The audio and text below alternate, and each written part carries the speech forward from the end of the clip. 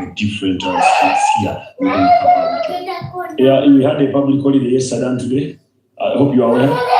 So when it's a public holiday, some people are resting in their homes, especially government workers are resting in their homes. Now, you busy staff, if you didn't have this broadcast, you'll also be resting at home. So we expect less turn up, and then we are crossing into the weekend. So when we cross into the weekend, unless the Secretary General or the President announce a victory party, many Ugandans will celebrate in their homes. I have a friend who bought a boat and 2 crates of beer and a crate of soda, while they're waiting to announce the President that Mzee has won. Honorable, want to celebrate in their homes. The D-Day is tomorrow. What should Ugandans expect after declaration of whoever will be the winner and thereafter? I'm appealing to all Ugandans celebrating in your homes, those who can celebrate. Those ones who can receive the results on Entebbe Road as we head to Kampala, well and better. But I'm appealing to everyone in their different districts to celebrate in the minimal way, because now people don't have so much money to celebrate all the time. And we don't want to block traffic that we are celebrating on streets. It won't be different from the other people. So we can have a minimal celebration of the technical team, of the working people here. Yeah, the people who are at the service center here, the people. So we can have a few people celebrating, delivering the certificate to our candidate or to his office. So we can have, people should expect a minimal celebration around Kampala. A minimal celebration around Kampala. But I want to thank Ugandans who have won. Congratulate those colleagues who have won, colleague ministers and members of parliament. And then also I need to thank my president for allowing us work and putting in an enabling environment that has made many Ugandans participate freely in the electoral process. I want to honor the president, and I want to thank Mama who protects and who provides food to our father, the president, for making our president healthy and able to do the sacrifice. Like the president told you, he doesn't need you. We need him because we need his brain, we need his experience as a bus driver. We cannot give our country to amateurs, people who don't have a manifesto to run. So many Ugandans have the president's message. And that's why they are saying we cannot lose this old man with a heart. We can't lose him. Let him continue ruling us. Let him continue taking Uganda to the next level. Thank you. For my colleagues who are here, Secretary General, my senior brother, Bieranga, Moses, and everyone, please, let's wait for the electoral commission at all levels, not even in constituency levels. Let's wait. The law allows 48 hours to declare results. So let us believe in the electoral commission. The results will be released. We have only 30% left to trail in. Maybe by the last brief today, we will be at 80%. Hopefully, we shall have our results and certificate tomorrow. I congratulate all the winners, and I sympathize with colleagues who didn't make it. Thank you so much, Honorable Minister for the Youth. I want to appeal to my brother Bobby Wine to think of his future by not wasting time in politics. Maybe he can take a lower level, like being a member of parliament.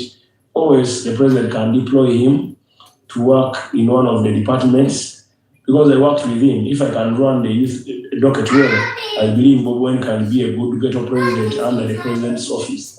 And he can do something. Thank you so much. Thank you so much, Honorable Minister Dr. Balaam Barugahara. Ladies and gentlemen, before I come back to the broadcast house, the Archbishop, the Most Reverend Kazimangarudi said that a vote is casted and it settles disputes. This is something that Ugandans across the country have exercised today and yesterday. So we wait to see what the EC chairperson, Justice Biabakama, will be telling us at around 10 p.m. Will this be the final bullet for the entire thing, or tomorrow? If what is going to tell us is lucky, what should Ugandans expect? But the D-Day is tomorrow. Mark, back to you at the broadcast house. Thank you so much. Thank you. Thank you so much, Jethro, for that update with the minister. Of course, interesting opinions coming from Minister Balaam. But what do you make of Jethro's conversation with the minister?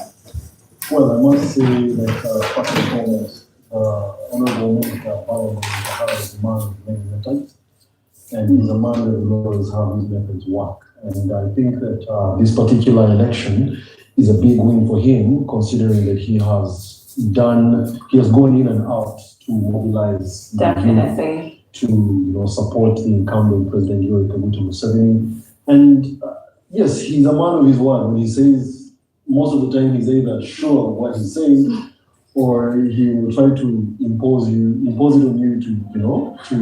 So I think he holds some opinions, very strong opinions, I must say, that we could also discuss. So of course he mentioned a number of things. He mentioned the campaigning strategy of the President Museveni, saying that this time the strategy changed. The strategy was, before we used to go into each constituency of the district, but this time we made the President visit each district at one venue. Yeah. And I think for a president of his nature, being that he has party structure to go to the grassroots, like the minister mentioned, first not taking anything for granted, I think the strategy was still effective, and coupled with the letter or the strategy to try and get all the grassroots structures activated. I think he sent that letter in just 2 days before the election. Okay. I also want to hint on the issue of the internet, because Jethro asked, so many people have been affected by the internet blackout. Of course, we have businesses like SafeBorder, Julian, that are running 100% delivery business on the internet. Okay, and Honorable Balaam's response is that he thought at first the UCC was, but he brought us fresh information. I don't know whether this is confirmed. We need to really do some research. But of course, the Honorable Balaam says that there was a ship that intersected with several internet cables in the Indian Ocean, causing an internet blackout in Uganda, but not Kenya, not Tanzania. So ships do fly. So ships, I don't know, but I really want to believe that this is information that is not yet confirmed, so please do not take it as it is. But also, I must talk about the voter turnout. Of course, we're looking at 69.9% so far as per the Electoral Commission. We are seeing that about 7,744,000 voters have so far voted, and this represents 69.9% of the votes that have been put in. Contrasting this with the 2021 general election. The 2021 general election, by full-time results, by the time all the results were put in, they were at 10 million, okay? But we are left with 1 or 2 more sessions with the Electoral Commission, and we're only at 7 million. So 7.7 actually. So that leaves us roughly with about 2.7 votes, 2.3 actually, 2.3 million votes to catch up with the full voter turnout in the 2021 election.